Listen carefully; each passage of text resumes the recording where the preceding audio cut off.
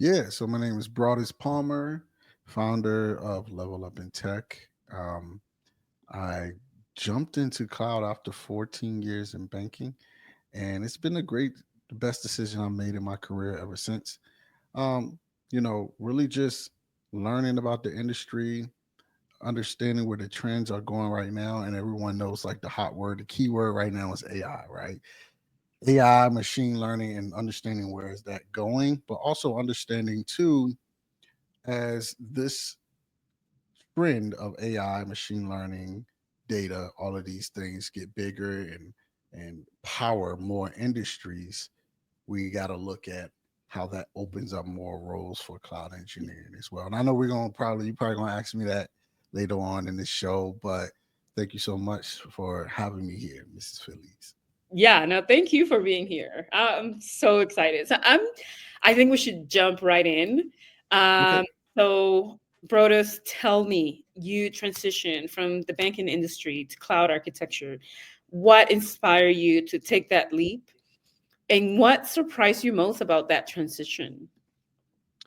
Yeah. So what inspired me to take the leap was just really I'll tell the story all the time. I was working in banking and I was a banker, which banker four, which is like a assistant manager. And but I used to go back and forth to the teleline, to the desk. And one day two gentlemen came in. And so to rewind this back, really, I come from a rural area in Virginia, right? So it's a town where if you blink, you miss it. That's just what it is. So a couple of gentlemen came in and they were making a great amount of money. They had a large amount of uh, checks deposited, direct deposit into their account, and their checks were like $4,000 every 2 weeks. And I'm like, hold on, like, hey, what do y'all do, right? Because $4,000 every 2 weeks, that's quadruple what I'm bringing home right now. So like, what are y'all doing? And they said, yeah, we in tech, man. And I'm like what? One was a database admin, and one was a networking engineer. Um, but in this time, at least one of them was at home working remote. And if you know anything about where I live, we have very slow internet on one side of the county and then Fios on the other side of the county. And they lived on the very slow internet side of the county. And I'm like, so you mean to tell me you are making this amount of money and you work in a place where the internet is not even fast? And he was like, yes. So I was like, man, I stuck that in the back of my mind. And then one day, just after dealing with some ruly customers, I was like, you know what? I'm gonna get into tech. I'm going into tech. I'm going. And the second thing was like, well, what are you gonna do? You know absolutely nothing about tech. So talking to different people, 1,000 different people took me 1,000 different directions. But I started researching and understanding like this new technology at the time. Well, not new, it was new to me. Called cloud computing. It was new to a lot of organizations because they haven't adopted it yet, but it was gaining traction.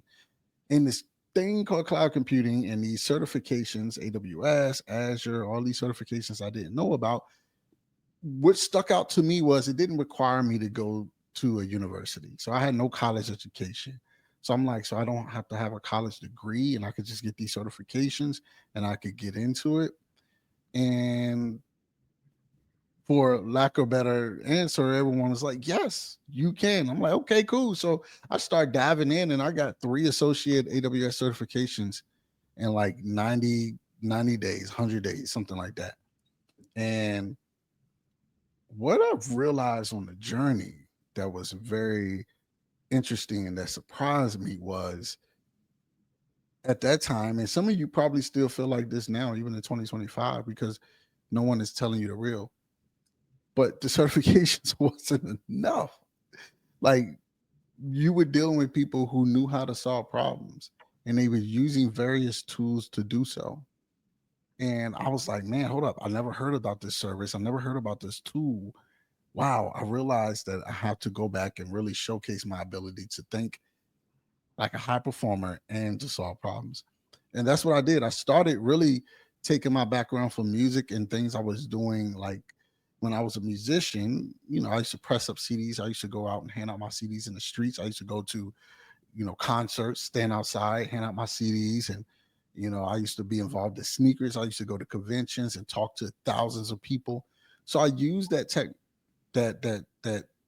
track record of mine to say, okay, well, how are people going to see you, brothers? Well, I put myself out there on LinkedIn and started creating my narratives, creating my story, sharing my journey, because I was like, even though I know nothing, right? It's somebody behind me that knows absolutely nothing. So they can look at my journey and be motivated and look at the things I do. And that ultimately landed me a role of a cloud support role, my first role in tech that literally changed my life because it took me from like $40,000 a year job in the banking to a six-figure role. And another thing that surprised me, sorry, I want to just tell the story, so please forgive me. One Another thing that surprised me was, even though everyone seemed to be super smart, what surprised me was, and I guess it was what I told myself, like I didn't see any hard fact differentiator that said that I couldn't be that smart. So like when you get to the table, you're like, oh, you just like me. Like it's nothing that separates us but exposure and experience. And exposure and experience is something I can get. And that's what I want everyone that's looking at this right now to just realize, like, it's nothing in tech that's separating you from the person that you think is a genius, from you becoming that person that you thought that you couldn't become. Hope that makes sense. That is amazing. So I kind of want to summarize your story a little bit. So you were in banking, you were making about 40K a year.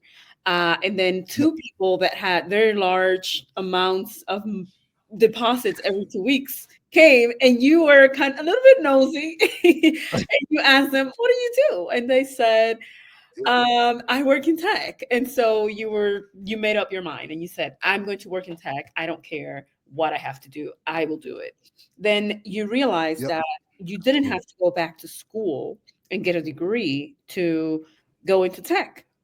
You had to do a lot of quite a few certifications, but also a lot of hands-on projects.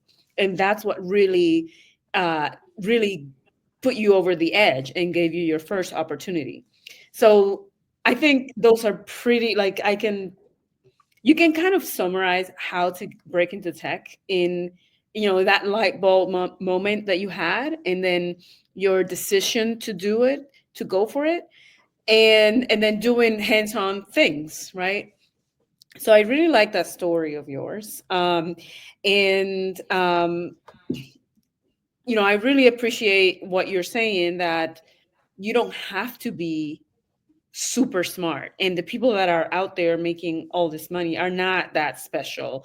There's nothing special about them. They just made the decision.